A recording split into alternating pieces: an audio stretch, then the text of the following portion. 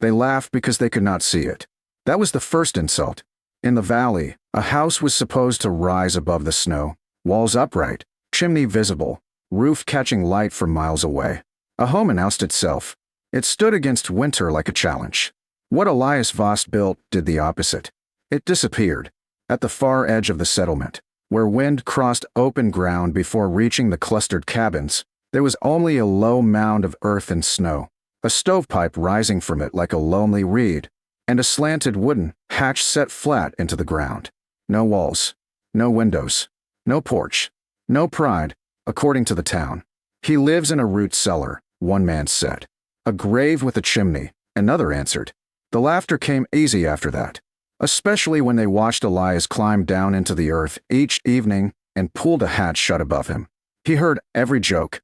He kept digging anyway, because unlike the rest of them, Elias had stopped trying to defeat winter with exposed wood and larger fires. He intended to step outside the fight entirely. Years earlier, he had trapped north of the timberline, where old prospectors taught him one lesson above all others. Air changes fast. Ground changes slow. When the wind dropped to killing temperatures, surface cabins froze within hours if fires failed. But storage pits dug below frost line remained steady enough to keep vegetables alive, tools usable, and water from turning solid. The earth, once deep enough, ignored the panic of weather above. That memory followed him back to the valley. So when he bought a useless patch of land no one wanted, flat, treeless, wind-scoured, impossible for ordinary building, he did something no one expected. He marked a rectangle in the soil. Then he dug down. At first people assumed a foundation, then a cellar. Then they realized the hole kept widening and deepening long after any sensible basement would have ended. He hired no crew. Couldn't afford one. He worked with shovel, mattock, wheelbarrow, and stubbornness. Soil in summer. Frozen clay in autumn. By first snow he had carved a chamber 12 feet below the surface, long enough for a bed, stove, table, and storage alcoves cut into the walls. Then he roofed it with timber beams salvaged from a collapsed barn. Across the beams he laid smaller pools. Across those, bark and tarred cloth. Then packed earth. Then more earth. By winter, the roof was simply ground again. From a distance, no one could tell a room existed beneath their feet. Only the hatch remained visible. Even that angered some people. The hidden house felt dishonest. If a man was proud of his work, why bury it? If he wanted to live like a badger, he should have grown fur. Harlan Pike said loudly one afternoon. Men around him laughed. Elias, carrying cut planks toward the hatch, paused only long enough to answer. Badgers don't split wood at midnight. Then he climbed down and vanished below. That annoyed them more than any argument. Because mockery needs resistance to stay alive. Inside, the underground house looked nothing like the grave they imagined. Walls of packed earth smoothed and sealed with clay. Heavy posts supporting beams overhead. Shelves built into niches. Lantern hooks. A cast iron stove vented through a pipe, rising straight up to the surface. A wooden floor raised slightly over tamped gravel to stay dry. And most important of all, stillness. No wind pressing walls. No corners leaking drafts. No roof groaning under gusts. The air held steady in a way surface cabins never did. The first cold nights proved it. While frost feathered windows across town, Elias lit a small fire and watched the thermometer he had traded for years ago. The chamber warmed quickly. Then something better happened. It stopped falling fast. Even when the fire burned low, the temperature drifted downward slowly, as if the room itself had stored part of the heat and refused to surrender it. It had. The surrounding earth absorbed warmth and gave it back in return. Surface homes lost heat in every direction. His lost it mostly through the hatch and stovepipe. That was manageable. By December, people noticed odd things. His chimney smoked lightly. He chopped less wood. He looked rested. Men with cabins twice his size were waking twice nightly to feed fires. Elias slept until dawn. That offended them more than the buried house ever had. One afternoon Caleb Turner came by under the excuse of borrowing a saw. Instead, he stood near the hatch staring. "You really sleep down there?" "Every night." "Isn't it damp?" "No. Dark. At night, yes." Caleb frowned. "That's not what I meant." Elias opened the hatch. Warm air rose visibly into the cold. Caleb blinked. "Come see." The ladder descended to a small landing, then into amber lantern light below. Caleb climbed down cautiously. At the bottom he stopped. The room was warm, not stove blast hot. Comfortable. Balanced. The walls did not feel cold. The floor was dry. No draft touched his ankles. He looked upward toward the closed hatch, then around the chamber. It feels quiet. Elias nodded. Winter's up there. Caleb touched one earthen wall with his palm. Warm. Not warm, Elias said. Slow. Caleb laughed once, confused. You talk like a puzzle. No. I talk like a man who's sleeping tonight. When Caleb climbed back out, the surface wind struck him hard enough to make him curse. He said little in town, only that it was warmer below than above. That was enough. The first true blizzard arrived 2 weeks later. Snow buried fences by dusk. Wind flattened drifts against doors. Cabins rattled so violently some families moved beds into kitchens where the stove stood closest. Elias climbed down his ladder at sunset, closed the hatch, dropped the inner bar, and listened. Nothing. Only muffled weather far away. He fed one log into the stove and sat to read. By midnight, pounding shook the hatch overhead. He opened it to find Mrs. Tolland half covered in snow, clutching her grandson beneath a blanket. Our fire died, she gasped. Please. He brought them down immediately. The child stopped shivering within minutes. Mrs. Tolland looked around the hidden room in disbelief. All this time, she whispered, you were living warmer than all of us. Before Elias could answer, another pounding sounded above. Then another. Lantern light moved through the blizzard outside. The town had finally decided to stop laughing.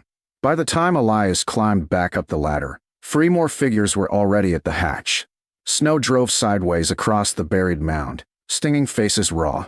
Lantern flames fought the wind and lost, leaving only dim yellow glows behind glass. Caleb Turner stood nearest, carrying his younger sister wrapped in quilts. Behind him came Harlan Pike and his wife, both white with frost. Our stovepipe tore loose, Harlan shouted over the storm. Elias swung the hatch wider. One at a time. Watch the ladder. They descended into the earth like people entering another world. Below, Mrs. Tolland had settled her grandson near the stove. The room glowed with steady amber light. No wind followed the newcomers down. Once the hatch was shut above them, the storm vanished into a muffled, distant roar. That was what stunned everyone first. Not the warmth. The silence. Surface homes in winter were never quiet. They groaned, hissed, rattled, leaked, complained. Wind lived inside them as much as outside. But 12 feet under earth, winter had no voice. Harlan stood in the center of the chamber, turning slowly. The stove was modest. The room was comfortable from floor to ceiling. No frozen corners. No breath hanging in the air. No need to crowd the fire. He touched the packed earth wall and jerked back slightly. It's warm. Elias shook his head. It only feels warm because you're colder than it. Harlan frowned. Then why does the room stay like this? Because the ground doesn't panic. No one fully understood, but they all felt it. And feeling was enough. The blizzard raged until morning. More people came through the night. 2 children from the Miller place. Old Mr. Wexler with a blanket over his shoulders. Then Caleb's father after digging out his own door and deciding pride could wait until spring. Elias organized the space calmly. Children nearest the stove.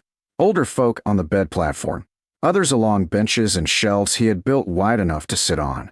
Water warmed in kettles. Wet gloves hung to dry. No one slept deeply, but everyone rested. And no one froze.